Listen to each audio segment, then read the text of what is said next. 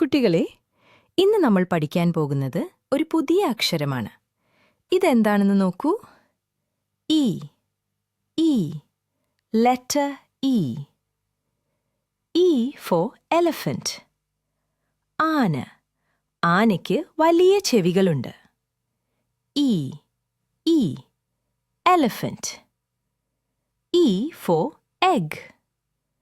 ഇതൊരു മുട്ടയാണ്. E. E. Egg. E for eagle. കഴുകൻ ആകാശത്തുയർന്ന് പറക്കും.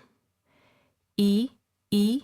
ഈഗിൾ. കുട്ടികളെ, നമ്മൾ ഒന്നിച്ചു പറയും. E. E. Elephant. E. E.